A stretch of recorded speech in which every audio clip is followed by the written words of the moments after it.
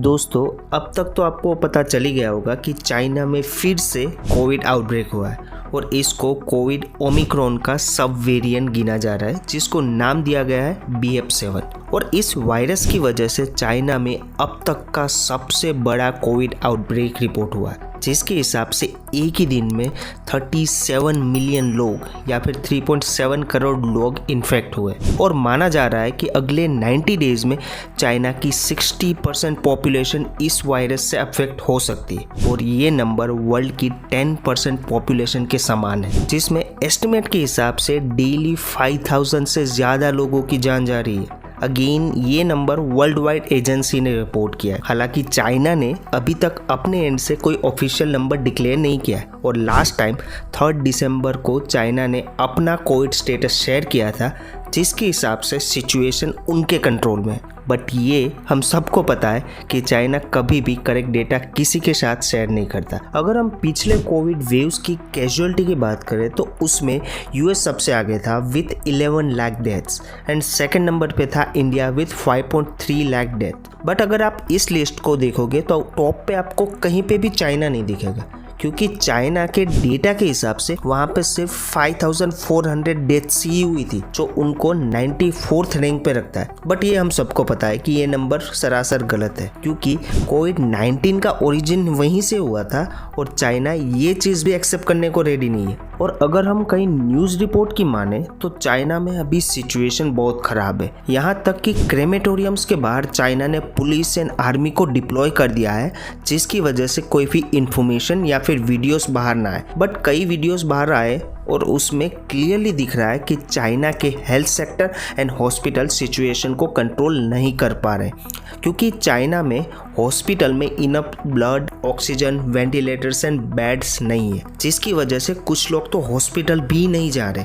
क्योंकि ब्लड्स के रिजर्व पिछले वेव के कंपैरिजन में 16% पे आ चुका है। और ये चीज़ बहुत अलार्मिंग है। यहाँ तक कि गवर्नमेंट ने हॉस्पिटल्स को क्लियरली बोल दिया है कि वो अननेसेसरी सर्जरीज को पोस्टपोन करे, जिससे ब्लड सप्लाई कंट्रोल में रहे। और कई साइंटिस्ट के हिसाब से इस टाइम में चाइना अपने फर्स्ट फेज में है और ये वेव 3 फेजेस में आने वाली है और जनवरी में इसकी सेकेंड फेज के चांसेस है, क्योंकि चाइना में जनवरी में लूनर ईयर सेलिब्रेट किया जाता है, जो एक तरीके से उनका न्यू ईयर है और इस टाइम पे ये नंबर और बढ़ने के चांसेस है। बट यहाँ पे आपको ये क्वेश्चन हो सकता है कि कोविड आउटब्रेक चाइना में ही क्यों देखने को मिल रहा है और इसके पीछे रीजंस क्या है। वेल, इसका सबसे बड़ा रीजन ये माना जा रहा है कि चाइना की जीरो कोविड पॉलिसी। पिछले कई टाइम से चाइना जीरो कोविड पॉलिसी के चलते लगातार लॉकडाउन लगा रहा है, जिसकी वजह से चाइनीज लोगों में कोविड के अगेंस्ट जो इम्यूनिटी बिल्ड होनी चाहिए वो बिल्ड नहीं हुई है और उसका रिजल्ट आपके सामने है। और दूसरा रीजन है कि चाइनीज वैक्सीन। वर्ल्ड में दूसरी कंट्रीज ने ज्यादातर केसेस में वैक्सीन को दूसरी बड़ी कंट्रीज से इंपोर्ट किया है, बट अगर हम चाइना की बात करें तो उन्होंने अपनी वैक्सीन खुद बनाई। हालांकि चाइना ये क्लेम करता है कि उनकी 90% से भी ज्यादा पॉपुलेशन वैक्सीनेटेड है, बट करेक्ट नंबर अराउंड 38% के अराउंड है और ज्यादातर 60 साल से ज्यादा के लोगों ने वैक्सीन को लिया ही नहीं। और कई एक्सपर्ट्स के हिसाब से चाइनीज वैक्सीन वेस्टर्न वैक्सीन जितनी एफिशिएंट नहीं है और ये बात एंथोनी फोसी ने भी कंफर्म की है, जो बाइडेन के चीफ मेडिकल एडवाइजर है, जिनके हिसाब से चाइनीज लोगों में लगातार लॉकडाउन की वजह से इम्यूनिटी डेवलप ही नहीं हुई और यहाँ पे वेस्टर्न कंट्रीज और इंडिया जैसे दूसरे देशों ने चाइना को मेडिकल सपोर्ट देने के लिए हेल्प ऑफर किए, बट चाइना ने इस चीज़ का क्लियरली मना कर दिया और चाइना जर्मनी से वैक्सीन को इंपोर्ट करने वाला है, बट इस प्रोसेस में बहुत टाइम लग जाएगा। और शायद आपको यहाँ पे एक और क्वेश्चन हो सकता है कि क्यों चाइना कभी भी अपने करेक्ट डेटा शेयर नहीं करता। उसके कुछ रीजंस भी है।